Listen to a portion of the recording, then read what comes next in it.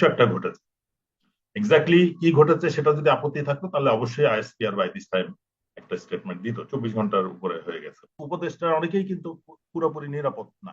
এখন যদি একটা স্মল আর্মড গ্রুপ যদি অর্গানাইজ ওয়েতে এই ধরনের কোনো প্রচেষ্টা নেয়, আমি মনে করি সেটা that will be successful for a very short period. প্রকৃতার্থে আমাকে তাহলে শুরু করতে হবে নাসিরউদ্দিন পাটোয়ারির বক্তব্য নিয়ে, যেটা সে প্রেসিডেন্ট জিয়াকে নিয়ে বক্তব্যটা রেখেছে। এবং আমি মনে করি এটা নিশ্চিত ডক্টর ফয়জুল হক স্পষ্টভাবে বলেছে, কোনোভাবেই এটা গ্রহণযোগ্য না। ওনার দেশপ্রেম এবং সততা নিয়ে কোন রকম প্রশ্নের কোনো সুযোগ নাই। এই দেশের জনগণ সেটা বিশ্বাস করে এবং সেনাবাহিনীর সকল সদস্য সেটা বিশ্বাস করে। যদি সে কোনো অডলি মোটিভেটেড কোনো রাজনৈতিক দলের পক্ষে না হয়, স্বাভাবিকভাবে গড়ে ওঠা যে কোনো সামরিক বাহিনীর সদস্য এই প্রিন্স জিয়ার কার্যক্রমের সাথে একমত। কারণ উনি দেশটাকে সত্যিকার অর্থে সুসংগত করেছিলেন। ওনার আমলে প্রায় 51টা অভ্যুত্থানের চেষ্টা হয়। আমি এর আগেও বলেছি, মানে তখন সকাল বিকাল কিন্তু মানে চেষ্টা করা হতো সরকারকে হঠাৎ 75 পরবর্তী সময়। তো সেই সময় ওনাকে কখনো কখনো অত্যন্ত কঠোর হতে হয়েছে, কখনো উনি অত্যন্ত বুদ্ধিমত্তার সাথে এই অভ্যুত্থান গুলোকে নিয়ন্ত্রণ করেছেন। এবং আমি মনে করি যে ওনার অ্যাকশন গুলো পজিটিভ ছিল।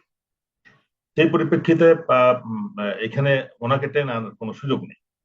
এখন যেটা হাসনাত যেটা বলছে যে 11ই মার্চ তার সাথে সেনাপ্রধানের মিটিং হয়, 2টা 30-এ তার সাথে কিন্তু আরো 2জন ছিল। আমরা কিন্তু তাদেরকে মানে এটাকে নিশ্চিত করার জন্য কিন্তু তাদেরকে আসতে হবে সামনে। হাসনাত যা বলেছে সেটা সঠিক কিনা। আর যেটা ইসমাইল সম্রাট বলছে যে এটা তদন্ত করা উচিত, উনি কিন্তু বলেন না কে তদন্ত করবে। আমি তো মনে করি যে সরকারের দায়িত্ব এটা নিশ্চিত করা। তো সরকার নিশ্চিত করে এই 3জনকে জিজ্ঞেস করলেই তো বিষয়টা নিশ্চিত হয়ে যাবে। এবং যেহেতু আইএসপিআর অলরেডি বক্তারা বলেছেন আইএসপিআর থেকে কোনো মতামত দেওয়া হয় নাই,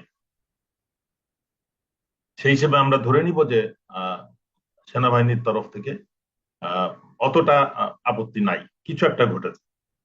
এক্স্যাক্টলি কি ঘটেছে সেটা যদি আপত্তি থাকতো তাহলে অবশ্যই আইএসপিআর বাই দিস টাইম একটা স্টেটমেন্ট দিত। 24 ঘন্টার উপরে হয়ে গেছে। এখন ওনার এই ইসমাইল সম্রাটের আরেকটা যেটা আমি মানে দেখলাম যে আইসপিআর কোন ধরনের প্রতিক্রিয়া না দেওয়ার কারণটাকে আপনি বা না দেওয়ার প্রেক্ষিতটাকে আপনি কিভাবে দেখতে যাচ্ছেন? ঘটনার সত্যতা হিসেবে আমি বিবেচনা করছি। ঘোড়ার সত্য, আচ্ছা। জি, হুম। জি, জি। এবং এর পরিপ্রেক্ষিতে আমি কথাগুলো বলবো যে ইসমাইল সম্রাট যেটা ওই বলতেছে যে ইলেকশন। প্রেক্ষাপটে সেনা প্রধানের ভূমিকা যেটা আসিফ মাহমুদ বলল এবং হাসনাত বলেছে, তার তো সেনাবাহিনী অপরাধী আমি তো মনে করি যে এই বা বিষয়টাতে সেনা প্রধান। রাজনৈতিক এটা কাজ হচ্ছে রাজনৈতিক নেতৃবৃন্দ এবং সরকারের কাজ।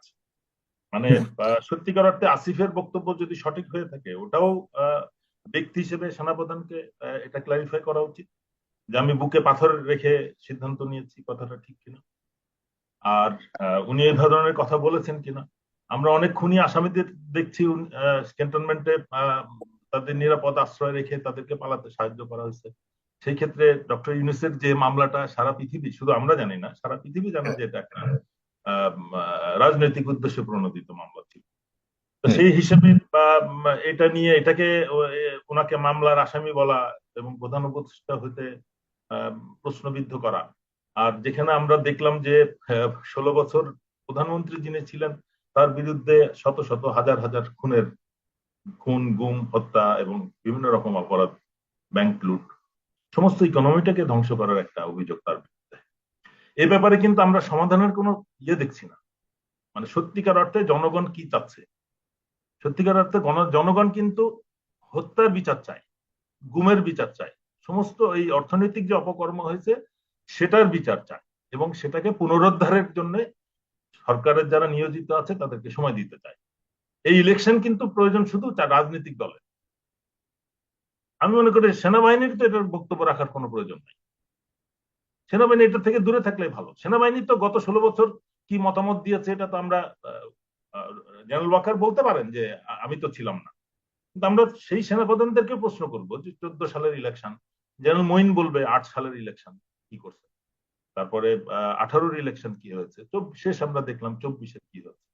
সুতরাং এই প্রশ্ন, এই ইলেকশন গুলো আমাদের সামনে যেখানে সবার অভিজ্ঞতা, আমি যাকে মনে করি যে আহ 9 সালে, বা 9 সালে না, 14 সালে যার বয়স 18 ছিল, সে আজকে কিন্তু আর 11 যোগ করলে 29 বছর। সেই 29 বছরের একটা নাগরিক কিন্তু আজ পর্যন্ত ভোট দেওয়ার সুযোগ পায় নাই। আবার ইলেকশন যদি আরো 2 বছর দেরি হয় তাহলে 3 বছর হবে। তা সেই পরিপ্রেক্ষিতে যেখানে আমরা ভোট দেওয়ার অধিকারই এখনো নিশ্চিত করতে পারি নাই, তো সেখানে ডিসেম্বরের মধ্যে ইলেকশন দিতেই হবে, এবং সেটা সেনাপ্রধান বারবার 16 মাস, 18 মাস এবং ডিসেম্বর এভাবে চাপ দেওয়ার আমি মনে করি সেনাবাহিনীর এটার প্রয়োজন নাই। নিশ্চুপ থাকলে কিন্তু উনি এই বিষয় থেকে বিতর্কের ঊর্ধ্বে থাকতে পারবেন। ওনার যখনই সেনাবাহিনী বলবে যে ডিসেম্বরের মধ্যে ইলেকশন দিতে হবে, একটা নির্বাচিত সরকারের হাতে ক্ষমতা যেতে হবে, এবং সেই কথাটা আমরা একটা রাজনৈতিক দলের মুখে শুনতেছি, আমরা পার্শ্ববর্তী দেশে আওয়ামী লীগের নেতৃবৃন্দের থেকেও শুনতেছি, এবং পার্শ্ববর্তী দেশের সরকার থেকেও শুনতেছি একই রকম, যে নির্বাচিত সরকারদের সাথেই বাংলাদেশের সম্পর্ক প্রতিষ্ঠিত হবে। তারা সেনাবাহিনী টু সেনাবাহিনী সম্পর্কটাকে মেনটেন করতেছে, এবং রাষ্ট্র টু রাষ্ট্র সম্পর্কটা হবে যখন নির্বাচন হবে। তাহলে এই সরকার, আমাদের এই প্রতিবেশী এর আগের 3টা সরকার ইলেকশনকে কিভাবে জাস্টিফাই করে, তখন যদি এটা আমাদের আভ্যন্তরীণ বিষয় থাকে, এটা মানে সবাই বলতেছে, সবার একই প্রশ্ন, আমি না কিন্তু, সবার একই প্রশ্ন যে আমাদের ইভেন 8 সালের নির্বাচনও কিন্তু আমি চরম ভাবে ইঞ্জিনিয়ার্ড বলবো। জেনারেল মঈন এটাতে ইনভলভ, তাকেও এটার মধ্যে প্রশ্নবিদ্ধ করতে হবে যে এই ইলেকশনটা কিভাবে আওয়ামী লীগকে জেতানো নিশ্চিত করার পরেই কিন্তু জেনারেল মঈন ছাড় পাবে, এই কমিটমেন্ট তাকে দেওয়া হয়েছিল, নাহলে কিন্তু তাকে বিচারের আওতায় নেওয়া হতো। এবং উনি এই কারণেই ওই বিডিআর এর হত্যার সময় নিশ্চুপ ছিলেন যে দেশ ত্যাগের আগে তার অবস্থানটা নিশ্চিত না। তো সেই হিসেবে তদন্ত করতে হবে সরকারকে। আমি মনে করি তদন্তের প্রয়োজন নাই, সেনাবাহিনীর থেকে একটা কমেন্ট চাইলে যথেষ্ট। কি চাইলে? এই যে ছাত্রনেতা 3জন সেনা সেনা সদরে বা যেখানেই দেখা হয়েছে তারা এই বক্তব্য দিয়েছে, এই ব্যাপারে আপনার কি মত? যদি সঠিক হয় তাহলে তো আমি মনে করি এটা সেনাপ্রধান বা শীর্ষ পর্যায়ের কয়েকজন, এটার জন্য আমি সেনাবাহিনীকে দায়ী করা মোটেও সঠিক মনে করব। এটার সাথে কিন্তু সেনাবাহিনীর কোনো সম্পর্ক নেই। সেনাবাহিনীর জুনিয়র অফিসার, সৈনিক, অন্যান্য সশস্ত্র বাহিনী মানে বিমান, নৌবাহিনী, বিমান বাহিনীর, এদের সাথে কিন্তু এটা নিয়ে কোনো সম্পৃক্ততা নাই। আমাদের ওই জিনিসটাকে সবসময় আলাদা করতে হবে, যদিও আমরা কথায় কথায় সেনাবাহিনী সেনাবাহিনী কথাটা ইউজ করি, বাট এখানে কিন্তু সেনাবাহিনীর কমান্ডটাকে আমরা বুঝতেছি। এখন সেনাবাহিনীর কমান্ড কেন তাড়াহুড়া করতেছে ইলেকশন? যে প্রশ্নটা বারবার আসছে যে ইলেকশনটা তাড়াহুড়া করে হলে যে তদন্ত, গুম খুনের যে তদন্তগুলো হচ্ছে ওগুলো শেষ করা যাবে না। সত্যিকার অর্থে যাদের বিরুদ্ধে ওয়ারেন্ট ইস্যু হয়েছে তারা দেশে আছে কি নাই এটাও সেনাবাহিনী নিশ্চিত করে নাই, সশস্ত্র বাহিনী নিশ্চিত করে নাই যে তারা কোথায় আছে, কিন্তু তাদের পরিবার, তাদের সবকিছু অ্যাসেট সবকিছু কিন্তু সেনা সদরের বা সেনাবাহিনী বা নৌবাহিনী, বিমান বাহিনী কর্তৃপক্ষের নজরে থাকার কথা। আর তাদেরকে হস্ত করা হচ্ছে না। বাট আমরা যেটা সন্দেহ করছি সেটা হচ্ছে যে তাদের পলাতক নিশ্চিত করার পরেই পুলিশকে ক্লিয়ারেন্স দেওয়া হবে, আসেন ক্যান্টনমেন্টে তাদের বাসা সার্চ করেন, বা ডিওএইচএস এ আসেন তাদের বাসা থেকে বের করেন। তখন কিন্তু ওই ডিওএইচএস এ তাদের ফার্নিচার, তাদের ফ্রিজ, টেলিভিশন যদি রাখে তাহলে পাওয়া যাবে, নাহলে কিন্তু বিল্ডিং ছাড়া কিছুই পাবে না পুলিশ। তো এই তার মানে পর্যায়ে কিন্তু নিয়ে যাওয়া হচ্ছে সবকিছুকে। তো এই কার্যক্রমটার সাথে আমি দেশ সমগ্র থেকে পালিয়ে সেনাবাহিনীকে যাওয়ার কোনো পর বা চলে অবস্থাতেই যাওয়ার সম্পৃক্ত পর করা যাবে না। দেশ ত্যাগে নিষেধাজ্ঞা থেকে অনেক কিছু হচ্ছে যেটা হচ্ছে অবশ্যই, বাস্তবতার সাথে কোনো অবশ্যই, মিল অবশ্যই। না, পাওয়া না, যাচ্ছে না। আমি সত্যিকার অর্থে আমি এখন যেটা, আপনি আমার পরিচয়টা একটু সংশোধন করবেন ভবিষ্যতে আশা করি। নেক্সাস ডিফেন্স অ্যান্ড জাস্টিস আমরা একটা প্ল্যাটফর্ম করেছি, যেটা আমি প্রধান বলতে পারেন। আমার সাথে কর্নেল হাসিন আছে, এবং ওই যারা ডিপ্রাইভড অফিসার তাদের একটা বিরাট অংশ আমার সাথে কাজ করতেছে। আমরা কিন্তু শুধু ওই ডিপ্রাইভড অফিসার নিয়ে কাজ করছি না, আমরা এই গুম খুন নিয়ে কাজ করতেছি, আমরা এই এনফোর্স ডিসঅ্যাপিয়ারেন্স এর যারা যারা বিচার, এদের বিচার নিয়ে কাজ করতেছি, অফিসারদের ডিপ্রাইভ যারা তাদের নিয়েও কাজ করতেছি।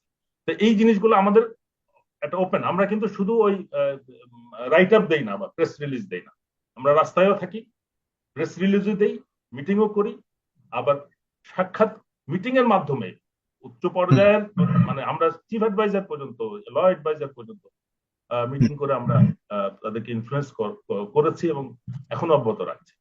তো সেই পরিপ্রেক্ষিতে এখন এই জিনিসটা খেয়াল রাখতে হবে যে হ্যাঁ, প্রত্যেকটা জায়গায় আমরা দেখছি এই সশস্ত্র বাহিনীর কমান্ড লেভেলটা আমাদের কাজে বাধা দিচ্ছে।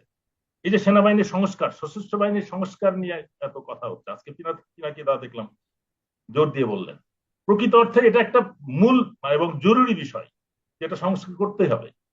এই সংস্কার ছাড়া আমরা এটা থেকে বেরিয়ে আসতে পারবো। জি, আমি সেনাবাহিনীর যে আপনার কাছে একটা প্রশ্ন করি, মানে এরকম একটা পরিস্থিতি কি ক্রিয়েট করবার চেষ্টা করছে, যেটা ইসমাইল সম্রাট বারবার বলার চেষ্টা করেছে, যে এই অবস্থাতে আসলে জনগণের সামনে জনগণের মুখোমুখি সেনাবাহিনীকে দাঁড় করানোর চেষ্টা করছে, এবং এর মাধ্যমে সেনাবাহিনী বলুন বা কোনো না কোনো একটা পরিকল্পনা আছে যে নির্বাচনকে পিছিয়ে দেওয়া, যাতে করে মানে খুব সহসা নির্বাচন নেওয়ার কথা না আসে। এই ধরনের পরিকল্পনার কোনো অংশ হতে পারে কিনা, যেটার সাথে সেনাবাহিনী, যেটাতে হাসনাত আব্দুল্লাহ সবাই আসলে এখানে যুক্ত থাকতে পারে, এই ধরনের এরকম কোনো সম্ভাবনা আপনি দেখেন কিনা? মানে হাসনাত আব্দুল্লাহর দল, সে যদি মানে রাজনৈতিক দলের পরিচিতি, যেহেতু আমি দেখলাম যে পিআরপি মনে হয়, এই এনসি এই দল, হ্যাঁ, এনসিপি। এই এনসিপি এনসিপি এখন তার তো একটা ইয়ে থাকবে না, সরি, এই যে আমাদের সাথে ইসমাইল সম্রাটের কথা, ও আচ্ছা, স্মার্ট, হ্যাঁ। ওনার ওনার জনতা, ওনার হ্যাঁ। যেটা দাবি, অবশ্যই ইলেকশন তার দাবি হতো। রাজনৈতিক দল যে কেউ চাবে যে ইলেকশন হোক, আমরা একটা ক্ষমতার একটা পর্যায়ে চলে যাই। যত দেরি হবে তাদের ওই রাস্তায় মাঠে ঘাটে এগুলো থাকতে হবে, তাদের অর্থ উপার্জনের প্রয়োজন। এই প্রত্যেক সবকিছুই কিন্তু একটা মানে indirectly related to some extortion বলেন, আর যেভাবে আমরা আমাদের দেশের রাজনীতি কালচারটা ডেভেলপ করেছে। হুম। এখন তার দাবি ছিল যে তদন্ত হবে, কু হয়নি, এটা একটা বিরাট বিষয়। তো কু হয় না, না কু করতে পারে না, সেটাও একটা বিষয়। কু করা সম্ভব না বর্তমান প্রেক্ষিতে। এই আচ্ছা। কু করবে কে? কু করতে গেলে তো মাঠে সৈনিকদের এবং ইয়াং অফিসারদের থাকতে হবে। তারা কি তাদের কমান্ড লেভেলের honesty, sincerity and character quality নিয়ে সন্তুষ্ট? যদি না থাকে, তাহলে তো তাদের কথাই তারা সরকারের দায়িত্ব কেন নিবে? আমরা 1996 সালে জেনারেল নাসিম যখন কু করার চেষ্টা করেছিলেন, তাকে আমরা একই প্রশ্ন করেছি যে আপনার সাথে যারা রাইট হ্যান্ড লেফট হ্যান্ড যারা আছে, তাদের প্রত্যেকের বিরুদ্ধে অভিযোগ হচ্ছে তাদের ওই 3 Ws কোয়ালিটি তাদের সবার ছিল। এই ধরনের মিলিটারি লিডারদের নিয়ে আপনি দেশের ক্ষমতা নিবেন, নিয়ে ওই দেশ তাহলে কোথায় যাবে? সেই ক্ষেত্রে কিন্তু আমরা ওই ঐক্যমত হই, এবং সেই কুটাকে হতে মানে সফলতা হতে দেওয়া হয় না। তার মানে আপনি বলতে যাচ্ছেন যে কু হওয়ার সম্ভাবনা থাকলেও কু করার মতো সেরকম আহ, সেই সুযোগ নাই। কারণ না হয়তো না, এখন ইয়াং সম্ভাবনা বলতে পারে অফিসাররা, কু সৈনিকরা, করার ইচ্ছা যদি থাকে, সেটার সুযোগ নাই, হয়তো সে করেছে কিন্তু সুযোগ পায়নি, ব্যাপারটা এরকম মানে যেটা হতে পারে একটা small group for a short period, small group for a short period with arms. একটা জিনিস বুঝতে হবে, গ্রামে গঞ্জে মানুষ ডাকাতি করে কিভাবে? জনগণের হাতে তো অস্ত্র নাই। তো হুম, 5 জন যদি 3টা পিস্তল 2টা ছুরি নিয়ে কারো বাসায় ঢুকে, সে কিন্তু সে ডাকাতির শিকার হয়ে যায়। এখন আমি নিরস্ত্র বা 5 জন আরো রাষ্ট্রীয় উপদেষ্টার অনেকেই কিন্তু পুরোপুরি নিরাপদ নয়। এখন যদি একটা স্মল আর্ম গ্রুপ যদি অর্গানাইজ এই ধরনের কোনো প্রচেষ্টা নেয়, আমি মনে করি সেটা that will be successful for a very short period. জনগণ কিন্তু এটাকে কোনো অবস্থাতে মেনে নিবে না, এটা কোনো বুঝতে হবে।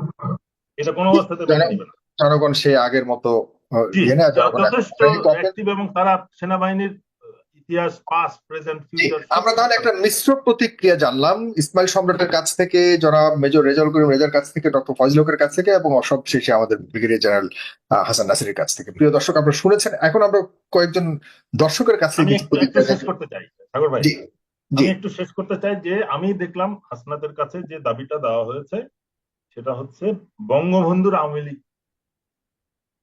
মানে কে সামনে আনা হচ্ছে। আমার প্রশ্ন কিন্তু খুব জেনুইন কোশ্চেন, যে বঙ্গবন্ধুর আওয়ামী লীগ কোনটা?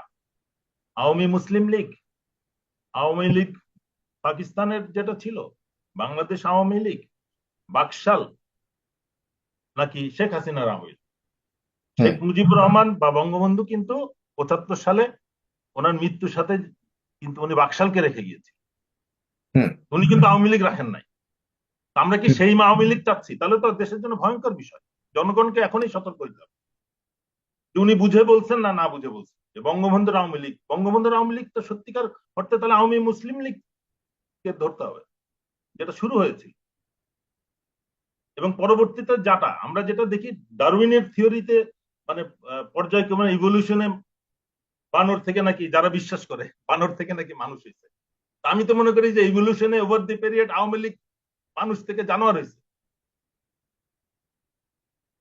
যে আওয়ামী লীগ আমরা এখন দেখছি, মাঝে 75-এ বাকশাল পেয়েছিলাম, এটা তো জানোয়ারের একটা হিংস্র জানোয়ারের একটা প্রতিচ্ছবি সবাই আমাদেরকে দেখালো। তো সেই পরিপ্রেক্ষিতে সেই কাজের সাথে একমত পোষণ না করে সেনাবাহিনীর সদস্যরা এবং জুনিয়র অফিসাররা যখন রিগ্রেট করেছে যে আমরা আমাদের জনগণ, আমাদের ভাই বোন, আত্মীয় স্বজনকে মারতে রাজি না, তখনই কিন্তু কমান্ড ডিসিশনটা নিয়েছে। আমাদের কিন্তু জিনিসটা স্পষ্টভাবে বুঝতে হবে। আমি স্বীকার করি আর না করি, বাস্তবে ফিল্ডে যে ঘটনাটা ঘটেছে, over the period every hour সেনাবাহিনীর সদস্যরা জনগণের সাথে মিশে যাবে। এই জিনিসটা প্রিভেন্ট করার জন্য কিন্তু কমান্ড ডিসিশনটা চেঞ্জ করেছে। এখন আর একটা জিনিস যেটা আমি বলতে চাচ্ছি, এখন এটার মধ্যে আমার একটা সন্দেহ যাচ্ছে, এটা আমি জনগণের উপরে ছেড়ে দিতে চাই। এটার মাধ্যমে মানে সব থেকে বড় যেটা অ্যাচিভমেন্ট দেখছি, বিএনপি কে টার্গেট করা হচ্ছে কিনা। এই যে ইলেকশন তাড়াতাড়ি চাই, এখন আওয়ামী লীগ বিএনপি যে দাবিগুলো করছে তার বিরুদ্ধে কিন্তু জনমত সৃষ্টি হয়ে গেছে। তার মানে বিএনপি এখন ইলেকশনে যদি 6 মাস পরে হয়ও বা যদি দেরি হয়, সেই ক্ষেত্রে বিএনপির একটা ভরাডুবির বা একটা তাদের যে এক্সপেক্টেড সিট না পাওয়ার সম্ভাবনা অনেক বেশি। এটা একটা বিষয়। 1/11 এর সময় বিএনপি কে যে -2 এর মধ্যে ফেলা হয়েছিল, সেই ফর্মুলার মধ্যে আবার ইনডাইরেক্টলি বা সাইলেন্টলি সেই পদক্ষেপ চলছে কিনা। বিএনপির আমি মনে করি যে বাঁচার যেটা পথ, তাদের সেই সময়কার যে সঙ্গী ইসলামী দলগুলোকে সাথে নিয়ে ঐক্যবদ্ধভাবে আওয়ামী লীগের বিরুদ্ধে দাঁড়ানো। কোন রকম প্রলোভনে আওয়ামী লীগ বা ভারত বা এদের সাথে কোন রকম জোট করা, এদেরকে রিহ্যাবিলিটেট করার যে কোনো প্রচেষ্টা কিন্তু জনগণ মেনে নিবেন। সরকার মেনে নিতে পারে, মাহমুদ ভাই যেটা বলেছেন কেন অ্যাকসেপ্ট করবে, উনি কিন্তু বলেছেন যে অপরাধীদের বাদ দিয়ে, আওয়ামী পরিবারকে বাদ দিয়ে, শেখ পরিবারকে বাদ দিয়ে, আমি যেটা অ্যাড করব সেটা হচ্ছে যে যারা গুম খুনের সাথে জড়িত, সেটা পলিটিশিয়ান হোক বা সামরিক হোক বা যেই ব্যুরোক্রেটস হোক, তাদেরকে বিচার করে শাস্তি নিশ্চিত করার পরেই ইলেকশনটা হওয়া উচিত। তার আগে হলেই কিন্তু আমরা, ইলেকশন তো হবেই না, পুরা টিম আওয়ামী লীগের সেট আপ, ভারত যেটা বলে দিবে তারাই কিন্তু জিতবে। যদি বলে বিএনপি কে জিতাও, বিএনপি কে 150টা বা 160টা দাও, আগে যেটা আমরা দেখেছি গত ইলেকশনে, ওইভাবে একটা সেট ফরম্যাটের মধ্যে তারা ইয়েটা পেয়েছে। এই জিনিসটা খেয়াল রাখতে হবে যে এইটা একইভাবে জামাতকেও কিন্তু টার্গেট করা হচ্ছে। জামাতকে, বিএনপি কে হারিয়ে যদি জামাতকে আনা হয়, তাহলে কিন্তু জামাতের জন্য একটা it can B A surprise threat. আমরা এই বিষয়টা নিয়ে এটা একটা এটা বিস্তারিত আলাপের একটা বিষয়। এটা নিয়ে আমরা সেকেন্ড পার্টে আমরা বলবো, আর একটু বিস্তারিত জানবার চেষ্টা করবো আপনার কাছে। খুবই গুরুত্বপূর্ণ একটা কথা বলছিলেন।